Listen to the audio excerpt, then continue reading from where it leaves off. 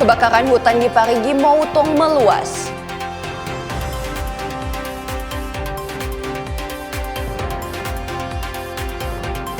Pasien kronis kaget tak bisa pakai kartu BPJS Kesehatan.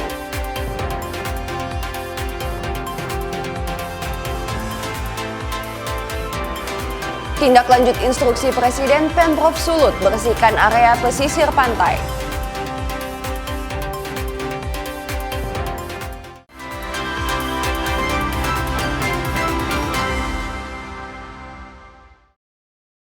Selamat pagi saudara, apa kabar Anda hari ini? Kita jumpa dalam program Kompas Pagi. Selain 3 berita utama tadi, Anda juga bisa menikmati sejumlah informasi menarik lainnya yang dihimpun tim redaksi Kompas TV. Bersama saya Anata Samewoh, inilah Kompas Pagi selengkapnya. Hanya di Kompas TV, independen, terpercaya.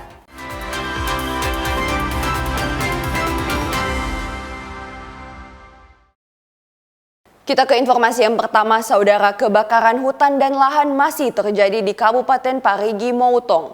Kebakaran sudah memasuki hari keempat dan makin meluas. Badan Penanggulangan Bencana Daerah BPBD Sulawesi Tengah menetapkan status siaga dari kebakaran hutan dan lahan yang terjadi di Kabupaten Parigi Mouton. Kebakaran ini telah terjadi pada Minggu malam sampai Kamis sore. Api belum bisa dipadamkan secara menyeluruh. Medan yang terjal berbukit menyulitkan proses pemadaman oleh petugas. Hari kemarin titik api justru bertambah besar ya.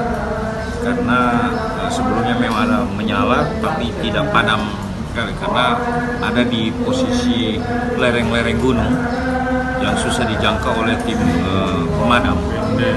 Tapi sudah agak jauh dari pemukiman warga. Jadi apinya tidak padam, masih ada bara dan api kecil waktu itu. Sekarang begitu kena angin, nyala lagi. Upaya pemadaman masih terus dilakukan untuk mencegah terus meluasnya api.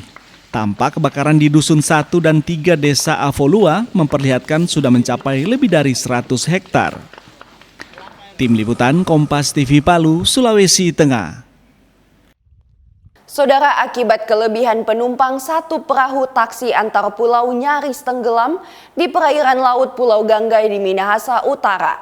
Peristiwa ini terjadi pada Kamis sore pekan lalu. Beruntung semua penumpang berhasil dievakuasi dengan selamat. Orang Talise perahu tenggelam di dekat Ganggai. Tolong akang. Seperti inilah video yang diposting di salah satu akun media sosial dengan durasi sekitar 3:36 menit. Dalam video tersebut nampak perahu yang ditumpangi puluhan penumpang dari Pulau Talise nyaris tenggelam di dekat Pulau Gangga. Dalam video tersebut juga terlihat bentuk kapal patah di bagian tengah.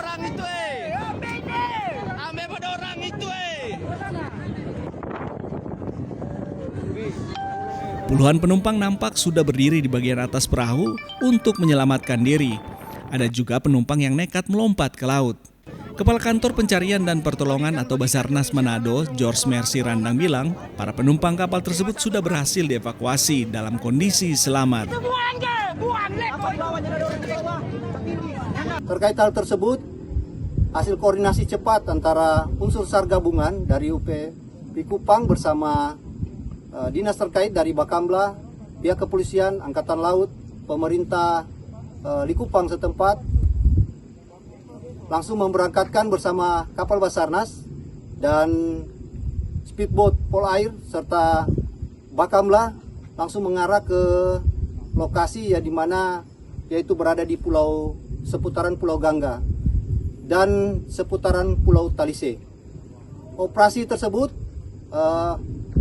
tim berhasil mendatangi daerah tersebut dan memeriksa lokasi di mana diinformasikan terjadi kecelakaan, namun tidak menemukan tanda-tanda karena semua penumpang atau korban yang diinformasikan berhasil dievakuasi oleh saudara-saudari kita dari masyarakat nelayan yang beraktivitas dan memantau terhadap kecelakaan tersebut. Dan semua korban sesuai dengan hasil pendalaman telah dievakuasi ke Pulau Talise dalam kondisi sehat. Pihak tim SAR gabungan juga mengucapkan terima kasih kepada para nelayan dan masyarakat sekitar yang sudah bergerak cepat dalam membantu proses evakuasi para penumpang. Tim Liputan Kompas TV Minahasa Utara, Sulawesi Utara. Saudara, video puluhan murid SD Negeri Impres Klabat, Desa Klabat, Kecamatan Dimembe, Kabupaten Minahasa Utara, belajar tanpa meja dan kursi viral di media sosial. Kondisi ini terjadi karena belum rampungnya proyek rehabilitasi di sekolah tersebut yang seharusnya selesai di akhir tahun 2025. Apa? Belajar, Jo. Belajar. Inilah video yang mengundang keprihatinan warga. Rekaman video ini memperlihatkan puluhan siswa SD Impres Klabat, Kecamatan Dimembe, Minahasa Utara, tetap belajar di dalam ruangan kelas meski harus melantai. Video berdurasi 1 menit 34 detik ini menjadi viral setelah orang tua murid mengetahui anak-anak mereka belajar tanpa fasilitas dasar, tanpa meja, dan tanpa kursi sekolah. Jurnalis Kompas TV yang turun ke sekolah tersebut juga mendapati kondisi ruangan kelas tanpa kursi dan meja belajar. Di tempat yang sama, orang tua murid mengaku sedih dan kecewa anak-anak mereka harus belajar dengan kondisi seperti itu. Dari mau bilang mau bikin pengrehapan ini, dari orang tua juga ingin tahu ini mau bikin pengrehapan. Nah, serta itu dapat pemberitahuan dari sekolah, anak-anak bilang, "Mak, hari Senin atau hari apa waktu itu, semua masuk siang." Jadi kan orang tua kaget tuh, lantaran kan biar bagaimananya ada dang tuh mau bilang dang dirapat atau apa mau pengrehapan. Nah, karena orang kasih yang Pak So Balisa ini, jadi orang datang kunjungi sekolah, langsung orang ambil bukti-bukti apa semua. Ternyata kan betul, jadi pas sampai sementara salah satu tapi anak kelas 6, kelas ujian. Sementara belajar kasih yang di lantai. Sesuai video yang ada viral ini, tapi video. Sementara itu, Kepala Sekolah SD Impres Klabat, Novi Pinontoan, ketika ditemui mengatakan saat ini proses rehabilitasi gedung sekolah belum rampung, sehingga meja dan kursi belajar untuk siswa belum dimasukkan ke dalam kelas. Siswa belajar di lantai karena sebenarnya untuk meja kursi lengkap ada, tapi karena ruangan sementara diperbaiki belum selesai, jadi anak-anak masih belajar di dalam ruangan yang belum selesai. Jadi kalau bilang mau melantai, dorang sebenarnya senang belajar, bukan anak-anak yang mengeluh, tapi itu karena orang tua yang bilang anak-anak semua melantai. Tapi yang dari pihak sekolah mengkonfirmasi bahwa untuk meja kursi lengkap semua, tidak ada yang kurang. Jadi kalau misalnya sudah selesai untuk pekerjaan, proses belajar mengajar akan kembali seperti biasa. Meja dan kursi pasti akan dimasukkan kembali ke ruang kelas masing-masing. Jadi untuk ruangan tiga ruangan yang dibongkar oleh kepala sekolah itu sebenarnya tidak masuk di RAPS, tapi ibu mantan kepala sekolah mengambil inisiatif untuk mengerjakan itu yang 3 ruangan untuk mau diganti tel, tapi sebenarnya tidak masuk di RAPS. Jadi ibu kepala sekolah melanggar untuk aturan yang ada, untuk juknis yang ada. Diketahui proyek revitalisasi gedung sekolah di SD Impres Klabat bersumber dari APBN tahun 2025 dengan nilai anggaran 926 juta rupiah dan dikerjakan dengan sistem swakelola. Jimmy Dapar, Kompas TV, Minahasa Utara, Sulawesi Utara. Saudara, menyikapi kondisi ruangan kelas di Sekolah Dasar Impres Klabat Kabupaten Minahasa Utara tanpa kursi dan meja belajar dan sempat viral di media sosial, pihak Dinas Pendidikan Kabupaten Minahasa Utara langsung menyambangi sekolah tersebut untuk memastikan para siswa di SD Klabat akan belajar normal dengan meja dan kursi. Dinas Pendidikan Daerah dan Inspektorat Pemkab Minahasa Utara mendatangi SD Impres Klabat Minahasa Utara untuk melihat langsung proses pembangunan sekolah dan akan melakukan pertemuan dengan para orang tua siswa. Kepala Dinas Pendidikan Minahasa Utara, Jovieta Supit, memastikan pekan ini para siswa tidak lagi belajar dengan cara melantai. Kita tidak mempersoalkan mau bikin, silakan itu mau apa, tapi dekat ini BPK akan turun.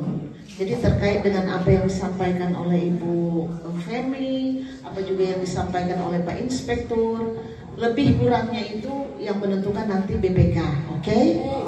Yang kedua, tanggal 1 Maret orang tidak ada alasan ya, kepala sekolah, panitia juga, anak-anak mulai menggunakan ini bangunan ini.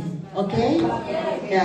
Yang ketiga Bapak Ibu, sama yang kita udah bilang tadi tuh, kalau ada masukan, ada inspirasi, ada kepala sekolah, ada pengawas bina, ada juga kepala dinas, ada inspektur juga. Ya, jangan dulu langsung media. Orang selesaikan dulu. Boleh begitu? Baik. Terima kasih untuk. Dijelaskannya juga, dalam waktu dekat, pihak Badan Pengawasan Keuangan dan Pembangunan atau BPKP akan datang langsung untuk melakukan audit. Jimmy Dapar, Kompas TV Minahasa Utara, Sulawesi Utara. Kita ke Gorontalo, saudara, menjelang bulan suci Ramadan dan Hari Raya Idul Fitri, pemerintah bersama aparat penegak hukum di Gorontalo memperketat pengawasan harga dan distribusi bahan pokok. Satgas Saber Pelanggaran Pangan dibentuk untuk memastikan ketersediaan stok tetap aman serta harga kebutuhan masyarakat tetap stabil. Satgas Saber Pelanggaran Pangan Gorontalo mulai melakukan pengawasan intensif di sejumlah pasar dan jalur distribusi. Satgas ini bertugas memantau harga pangan, memastikan pasokan mencukupi, serta memberikan sosialisasi kepada pedagang dan masyarakat agar mematuhi regulasi perdagangan yang berlaku. Direktur Reserse Kriminal Khusus Polda Gorontalo, Kombes Pol Maruli Pardede mengatakan, operasi pasar serta penindakan terhadap pelanggaran menjadi fokus utama tim, terutama terhadap praktik penimbunan maupun permainan harga pada 14 barang pokok dan barang penting atau bapokting. Para pedagang dan produsen diharapkan patuh pada regulasi yang ada, jangan mengambil kesempatan yang bisa merugikan konsumen karena apabila didapati, sanksi administratif akan diberikan terlebih dahulu kepada pelanggar, namun jika pelanggaran tersebut berlanjut, aparat memastikan langkah hukum tegas akan diterapkan. Kita melaksanakan pengawasan dari mulai sifatnya preemptif, yaitu sosialisasi seperti ini. Yang kedua adalah melaksanakan secara preventif. Kita melaksanakan sidak pasar, operasi pasar, yang nanti hasil dari sidak operasi pasar itu temuannya akan dianalisa. Apabila ada pelanggaran yang sifatnya administrasi, akan stakeholder terkait yang akan memberikan teguran. Tapi sifatnya kalau ada pidana, itu akan kita lakukan pendekatan secara represif, yaitu penegakan hukum, yang nanti akan ditindaklanjuti oleh Subdit Indak di Treskrimsus Polda Gorontalo. Hal ini menjadikan acuan ya bagi para pedagang, para produsen dan juga para grosil atau retailer modern agar senantiasa memang benar-benar patuh pada regulasi yang ada, jangan mengambil kesempatan atau keuntungan berlebih yang merugikan konsumen. Dalam pelaksanaan tim melibatkan penyidik Subdit Tindak Pidana Khusus Polda Gorontalo, Badan Pangan Nasional, Dinas Perindustrian, Dinas Pertanian, Badan Pusat Statistik hingga Perum Bulog. Agustiar, Kompas TV, Gorontalo. Informasi pasien kronis kaget tak bisa pakai kartu BPJS Kesehatan akan kami hadirkan usai jeda berikut. Tetaplah bersama kami.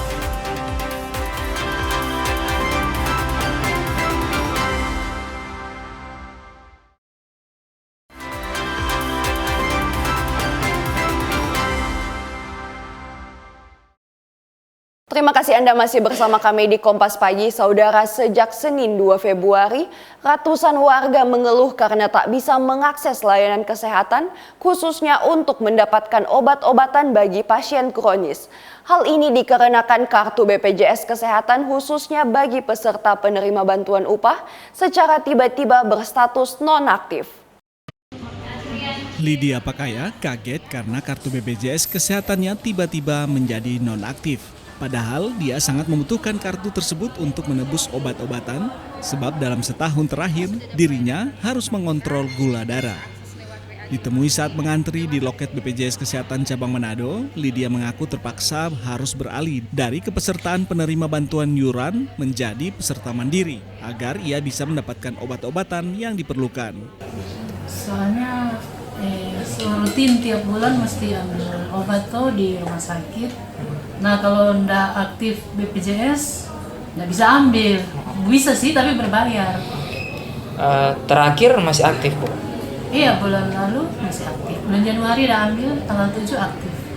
Kalau sekarang? Sekarang sudah aktif. Sementara itu, pihak BPJS Kesehatan Cabang Manado mengaku telah menerima keluhan soal penonaktifan sejumlah peserta PBI sejak Senin 2 Februari yang lalu.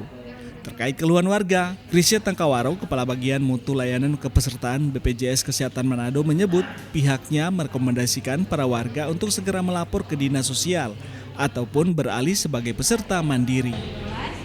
Bagi butuh pelayanan kesehatan, mereka kami sarankan kembali ke Dinas Sosial untuk didaftarkan pengaktifan. Cuman memang didapati beberapa yang butuh cepat. Salah satunya itu paling banyak itu memang karena yang datang yang mereka tahu karena butuh pelayanan kesehatan. Jadi pasti rata-rata datang dan mereka merasa mampu untuk membayar mandiri, akhirnya mereka langsung mendaftarkan mandiri. Di saat yang sama, Daniel Tambayon, Kepala Bidang Kepesertaan BPJS Kesehatan Manado, mengkonfirmasi jumlah peserta PBI yang nonaktif di wilayah kerjanya mencapai lebih dari 50.000 jiwa. Dari secara nasional tadi yang 11 juta, kalau di wilayah kami 6 kabupaten kota, Kota Manado, Kota Bitung, Kabupaten Minahasa Utara, dan 3 kabupaten kepulauan itu totalnya 50.181 jiwa. Jadi itu yang terkena dampak dari penonaktifan PBI dari SK Mensos nomor 3 yang tadi kita bilang. Saat ini pihak BPJS Kesehatan Manado telah menyediakan layanan khusus guna mempercepat proses pendaftaran sebagai peserta mandiri. Sungli Manderes, Kompas TV Manado, Sulawesi Utara. Saudara, untuk mengantisipasi laju peningkatan pasien demam berdarah atau DBD, Dinas Kesehatan Kabupaten Minahasa terus melaksanakan fogging di sejumlah wilayah secara bertahap. Upaya ini dilakukan mengingat angka DBD di daerah itu terus bertambah. Hingga akhir Januari 2026, kasus DBD di Minahasa terus mengalami peningkatan. Dinas Kesehatan mencatat selama Januari terjadi 14 kasus pasien DBD, 13 dalam perawatan, sementara 1 pasien diantaranya meninggal dunia. Menyikapi kondisi ini, Dinas Kesehatan setempat melakukan fogging secara menyeluruh dengan menyasar sejumlah wilayah yang rentan bersarangnya nyamuk Aedes aegypti. Fogging ini memang intervensi atau alternatif yang terakhir yang dilaksanakan oleh Dinas Kesehatan bersama Puskesmas kepada masyarakat. Tapi ingat, fogging ini hanya untuk membunuh nyamuk-nyamuk dewasa atau nyamuk-nyamuk yang besar. Mereka tidak mampu untuk membasmi jentik-jentik nyamuk yang nanti akhirnya akan berkembang juga menjadi nyamuk dewasa. Warga juga diimbau tetap menjaga lingkungan sekitar termasuk menerapkan pola 3M, menguras penampungan air, menutup tempat penampungan air, dan mengubur barang bekas. Tim Liputan Kompas TV Minahasa, Sulawesi Utara. Saudara, menindaklanjuti instruksi Presiden Prabowo terkait Indonesia Asri atau Aman Sehat Resik dan Indah, Gubernur Sulawesi Utara Julius Selvanus mengerahkan aparatur sipil negara di lingkup Pemprov Sulawesi Utara dan dibantu ribuan personel TNI Kodam 13 Merdeka melakukan karya bakti massal di kawasan Malalayang Beach Walk 2. Karya bakti bersih-bersih lingkungan dipusatkan di salah satu destinasi wisata pantai Malalayang Beach Walk 2, Kota Manado. Aksi Indonesia Asri ini dipimpin langsung Gubernur Sulawesi Utara Julius Selvanus, didampingi Wakil Gubernur Sulut Victor Mailangkai dan Kasdam 13 Merdeka Brigjen TNI Justinus Nono Yulianto. Saat memimpin, Gubernur Julius Selvanus nampak semangat dan antusias. Begitu pula dengan para ASN dan personel TNI. Mereka memungut dan mengangkat semua sampah yang ada di kawasan wisata tersebut. Aksi bersih-bersih di kawasan pantai ini dibagi dalam beberapa sektor untuk mengatur jumlah personel yang dikerahkan sehingga seluruh sampah yang berhasil dikumpul dapat diangkut ke TPA.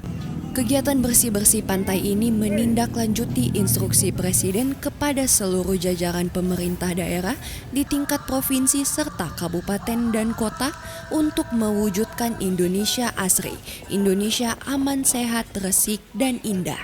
Gubernur Sulut berpesan agar seluruh masyarakat dapat membangun perilaku serta budaya bersih dengan tidak membuang sampah sembarangan. Kita mestinya malu ya. Kemarin Bapak Presiden sempat tegur kami semua, seluruh pemimpin-pemimpin di Indonesia ya, dari tingkat Polres, Bupati, dan wakil-wakilnya sampai gubernur dan wakil-wakilnya. Semua kita kena teguran cukup keras dari Bapak Presiden, dan jadi kita malu sebenarnya. Yang mestinya ini sudah kita lakukan, ya tidak perlu lagi ada teguran keras dari orang nomor 1 di Indonesia. Ya, beliau sangat peduli tentang pariwisata. Pariwisata kalau nggak diimbangi dengan kebersihan, ya akan menjadi coreng buat daerah itu, apalagi pariwisata, ya. Dan sekarang gerakan ASRI, aman, sehat, kemudian resik, indah ini digaungkan oleh Bapak Presiden. Dan saya lihat sekarang semua sudah bergerak. Sekarang tinggal mari kita ciptakan budaya bersih. Mari kita jadikan gerakan Indonesia ASRI bukan sekedar kegiatan saat, tetapi menjadi gerakan berkelanjutan yang menginspirasi masyarakat luas untuk terus menjaga kebersihan lingkungan. Ketika lingkungan bersih, laut terjaga, dan pantai asri, maka bukan hanya masyarakat yang sehat, tetapi juga perekonomian dan pariwisata akan tumbuh, yang pada akhirnya dapat memberikan manfaat nyata bagi kesejahteraan rakyat. Pantauan Kompas TV, sampah yang berhasil dikumpulkan ribuan personel ini terdiri dari sampah plastik hingga sampah batang kayu. Sebagian sampah ini terbawa arus laut hingga ke pesisir dan ada juga sampah yang dibuang sembarangan oleh masyarakat di sekitar. Yonamika Singal, Kompas TV Manado, Sulawesi Utara. Saudara, sebanyak 1.000 personel Polda Sulawesi Utara turun ke jalan untuk melakukan aksi bersih-bersih. Aksi ini menjadi merespon instruksi Presiden Prabowo Subianto untuk menciptakan Indonesia ASRI. Polda Sulawesi Utara ikut terlibat untuk menyukseskan program Indonesia ASRI. Hal ini sebagai komitmen dalam mendukung setiap kebijakan pemerintah, terutama kebijakan Presiden Prabowo. Diwawancarai usai kegiatan bersih-bersih pada Jumat pagi, Wakapolda Sulut menyebut pihaknya telah membersihkan sampah yang ada di sepanjang Jalan Boulevard 1 hingga kawasan Megamas. Wakapolda juga mengatakan aksi ini menjadi langkah nyata dalam menciptakan budaya cinta kebersihan. Atas perintah Bapak Gubernur, kita diberi coupling untuk melakukan korve. Ya. Kebetulan Polda Sulawesi Utara ini kita dapat di Jalan Boulevard 1, ya, Jalan Boulevard, kemudian kawasan Megamas. Kita pagi tadi jam 06.00 ada sekitar 1.000 personil lebih kita melakukan korve bersama, dan alhamdulillah ini pada pukul 7 sudah selesai. Dan kita lihat, saya lihat sudah bersih. Ini kita sudah mulai ngariung, sudah kumpul-kumpul lagi kembali pada anggota.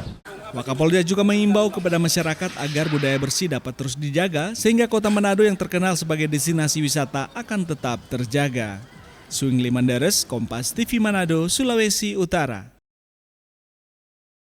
Saudara, di sela waktu sebagai abdi negara, seorang anggota Brimob Polda Gorontalo mengembangkan usaha arang briket di Kabupaten Gorontalo yang diekspor ke Asia dan Eropa. Selain meningkatkan perekonomian, usaha arang briket ini juga membuka lapangan kerja. Berawal di tahun 2015, seorang anggota Brimob Polda Gorontalo, Ibda Arifin Mahajani, membuat usaha barang briket di Kabupaten Gorontalo. Di luar jam dinas sebagai aparat kepolisian, Ibda Arifin awalnya hanya sebagai pembakar arang yang ditekuninya selama 1 tahun. Ia kemudian mengembangkan usaha arang briket. Tempurung kelapa menjadi bahan dasar pembuatan arang briket. Arang yang dibeli dari petani kemudian dijemur hingga kering. Setelah kering, tempurung kelapa kemudian dibakar, namun proses pembakarannya perlu kehati-hatian, lantaran saat pembakaran tidak boleh terlihat api yang membesar karena seluruh tempurung akan hangus terbakar menjadi abu. Dari proses pembakaran ini menghasilkan 2 jenis arang, yakni arang karbon dan arang briket. Arang karbon bisa digunakan untuk penjernihan air dan pertambangan, sementara arang briket banyak digunakan untuk pembakaran yang tidak mengeluarkan asap. Arang briket ini nantinya dikirim ke Surabaya dan Palu untuk diekspor ke Asia seperti Jepang dan Korea serta Eropa. Permintaan arang briket ini meningkat terutama jelang musim dingin di Eropa.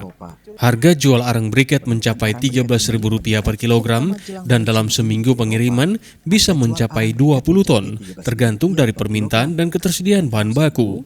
Untuk ketersediaan bahan baku, Provinsi Gorontalo menjadi satu dari 2 penghasil tempurung kelapa terbesar di Indonesia. Ini adalah menarik tenaga kerja, terutama ring 1 yang di sekitaran sini, karena memang lapangan kerja yang kita bentuk ini tidak lain dan tidak bukan untuk menyerap tenaga kerja yang nganggur di sekitaran daripada lokasi pekerjaan. Untuk tujuan ekspor, kalau kita pengiriman awalnya hanya ke Manado dan Sulteng. Kemudian di sana mungkin masih diolah lagi ke Surabaya, dari Surabaya ke sebagian besar ke Eropa, ke timur dan Timur Tengah. Untuk produksi mingguan kami bisa di posisi 20 ton. Sudah barang sudah jadi arang. Ekspor itu rutinitas atau berkelanjutan atau bagaimana? Iya, berkelanjutan. Tapi kita juga tergantung bahan baku. Usaha briket arang ini sangat menjanjikan untuk meningkatkan perekonomian, lantaran permintaan ekspor tidak pernah berhenti. Ibda Arifin Mahajani telah membuka 2 tempat usaha arang briket di Kabupaten Gorontalo dan Kabupaten Pohuwato dengan mempekerjakan sekitar 45 tenaga kerja. Agustiar, Kompas TV, Gorontalo. Kisah anak tukang ojek dan PKL bisa meraih impian jadi dokter akan kami hadirkan usai jeda. Tetaplah bersama kami.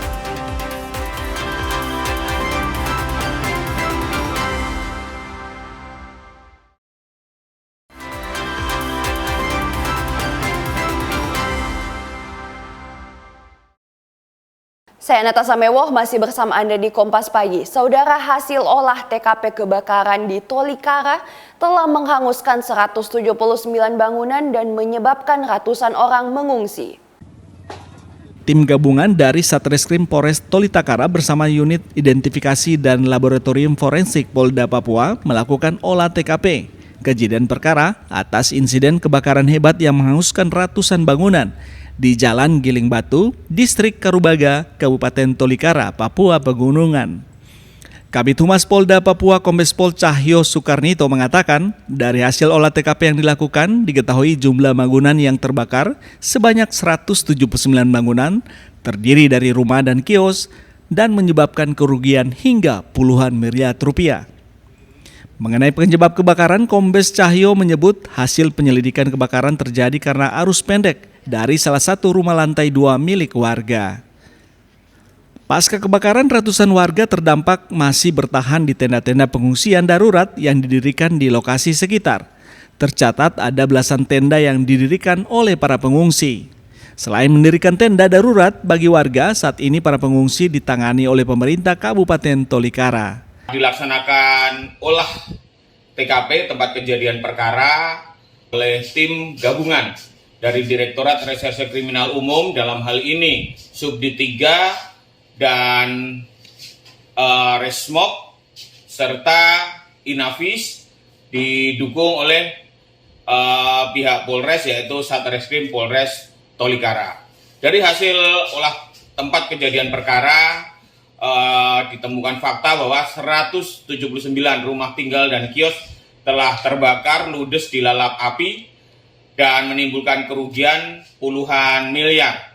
Sementara untuk para pengungsi mendirikan tenda-tenda pengungsian ataupun mengungsi di sanak saudaranya yang ada di wilayah setempat. Untuk penyebab kebakaran dari hasil olah TKP diketahui bahwa dari arus pendek atau konsleting listrik. Diketahui musibah kebakaran hebat terjadi pada Rabu pekan lalu. Api menghanguskan sekitar 100 unit bangunan, mulai dari kios sembako hingga rumah tinggal warga. Vindi Rakmeni, Kompas TV Jayapura, Papua. Saudara, ratusan personel Sulawesi Selatan menggelar kegiatan bakti sosial aksi bersih-bersih di kawasan Pantai Losari, Makassar. Kegiatan ini merupakan tindak lanjut dari arahan Presiden Republik Indonesia terkait kepedulian terhadap kebersihan lingkungan, khususnya di kawasan destinasi wisata.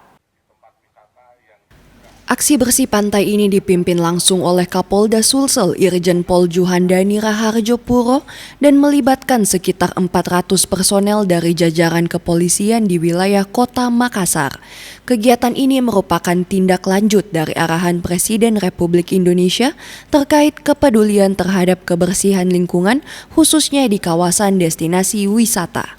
Presiden menginstruksikan seluruh unsur pemerintah daerah, TNI dan Polri untuk lebih peduli terhadap kebersihan lingkungan.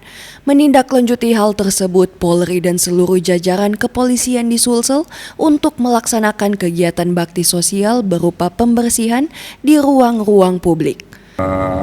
Langkah pada hari ini saya perintahkan seluruh jajaran di wilayah Sulsel, para Kapolres saya perintahkan untuk melaksanakan bakti sosial, yaitu dalam melakukan pembersihan baik itu sampah-sampah yang ada di tempat-tempat umum ataupun tempat destinasi wisata dan lain sebagainya, di mana kami mengambil Pantai Losari. Kita ketahui bersama, saya waktu sebelum dinas di sini melihat wisata di sini adalah Pantai Losari. Kemudian saya beberapa kali melihat tempat ini juga memang sudah ada kepedulian dari masyarakat Makassar, tapi ini kami mengambil langkah lagi agar kembali mengingatkan kepada seluruh masyarakat, mari kita sama-sama menjaga kebersihan. Kapolda menegaskan bahwa kegiatan bersih-bersih ini akan menjadi program berkelanjutan. Aksi serupa akan diintegrasikan dalam kegiatan rutin kepolisian seperti olahraga bersama setiap hari Selasa dan Jumat.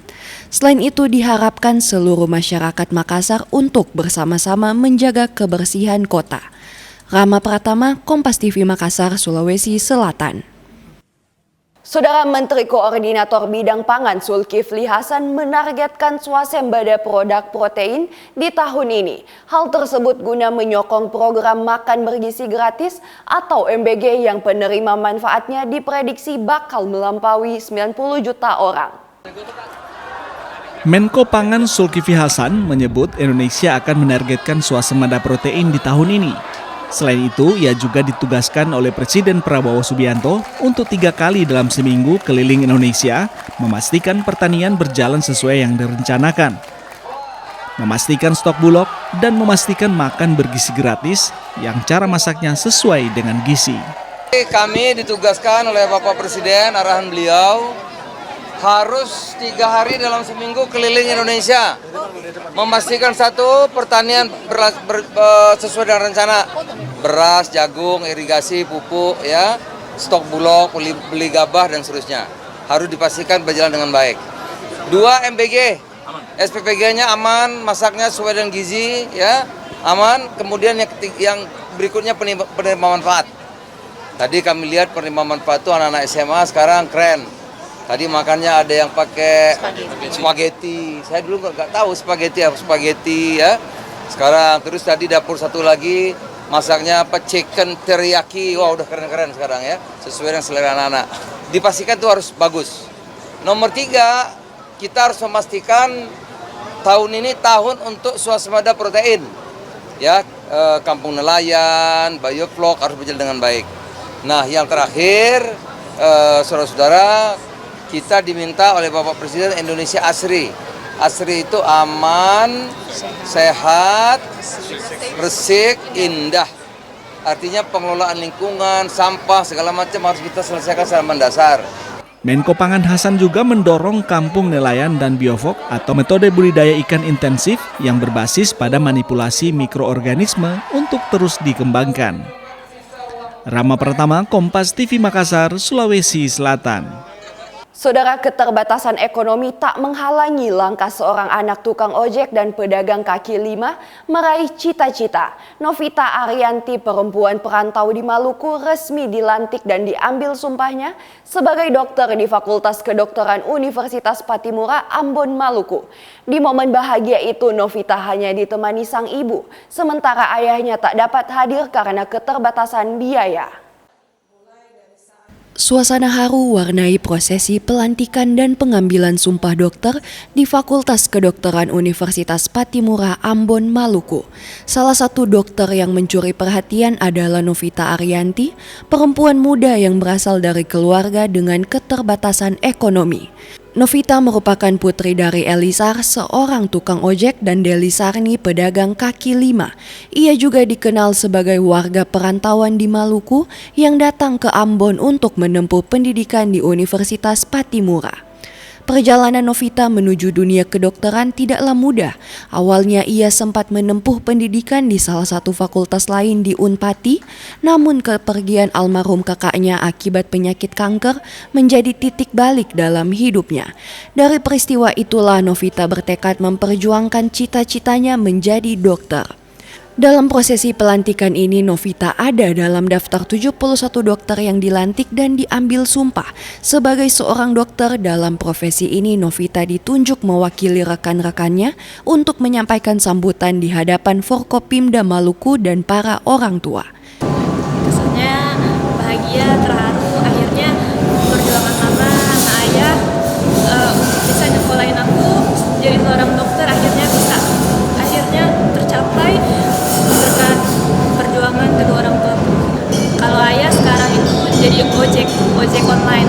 Kalau mama dulunya cuma ikut rumah tangga, tapi untuk membantu finansial dari ayah, mama jadi ikut dagang di pinggir jalan. Di momen ini hanya sang ibu yang dapat hadir mendampingi Novita di Ambon, sementara ayah Novita Elisar tidak dapat hadir karena keterbatasan ekonomi dan harus tetap bekerja sebagai tukang ojek di Jakarta.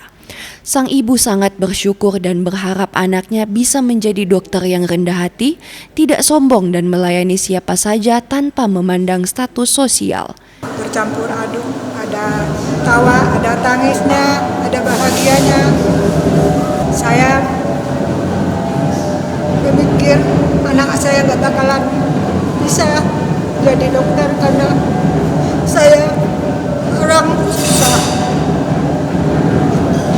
Tapi akhirnya Allah memberi jalan kemudahan bagi anak saya untuk meraih dan menggapai cita-citanya dan untuk bisa mengangkat derajat keluarga kecil ini dan kedua orang tuanya. Kisah Dr. Novita Arianti menjadi inspirasi bahwa mimpi besar dapat lahir dari keluarga sederhana, dari anak tukang ojek dan pedagang kaki lima. Kini Novita siap mengabdikan diri sebagai dokter untuk masyarakat. Immanuel Alfred, Kompas TV Ambon, Maluku. Saudara, atraksi barongsai menghibur ratusan warga Tionghoa dalam kegiatan bakti sosial yang digelar oleh 12 yayasan Tionghoa di Jalan Ahmad Yani, Kota Makassar. Kegiatan ini dilakukan untuk memberikan kebahagiaan bagi keluarga prasejahtera jelang perayaan Imlek 17 Februari mendatang. Jelang perayaan Imlek 17 Februari mendatang, sejumlah kegiatan mulai digelar, salah satunya pertunjukan barongsai yang menghibur warga Tionghoa di Jalan Ahmad Yani, Makassar. Terlihat para warga sangat terhibur dengan keberadaan pertunjukan barongsai yang hanya bisa dilihat 1 tahun sekali. Selain itu, kegiatan tersebut dirangkaikan dengan pembagian bantuan sosial berupa 600 paket sembako berisi beras, minyak, dan biskuit kepada masyarakat, khususnya warga Tionghoa dan warga sekitar yang membutuhkan. Selain menjadi hiburan, kegiatan ini juga bertujuan mempererat tali silaturahmi serta menumbuhkan rasa kepedulian sosial antar sesama. 12 yayasan Tionghoa yang terlibat dalam kegiatan ini bersinergi untuk membantu masyarakat melalui aksi nyata. Dalam rangka menyambut tahun baru Imlek, kuda api ya, 600 paket dari hampir 12 yayasan. Harapannya supaya tahun ini kita bisa selamat dan negara bisa tambah maju. Melalui kegiatan ini diharapkan semangat kebersamaan, toleransi, dan solidaritas antar umat beragama di Kota Makassar semakin kuat dan Indonesia semakin maju dan bisa selamat. Rama Pratama, Kompas TV Makassar, Sulawesi Selatan. Informasi tadi menutup perjumpaan kita dalam program Kompas Pagi. Saya Natasha Mewah bersama kru yang bertugas mengucapkan terima kasih atas kebersamaan Anda. Tetap saksikan rangkaian program berita di Kompas TV, independen, terpercaya.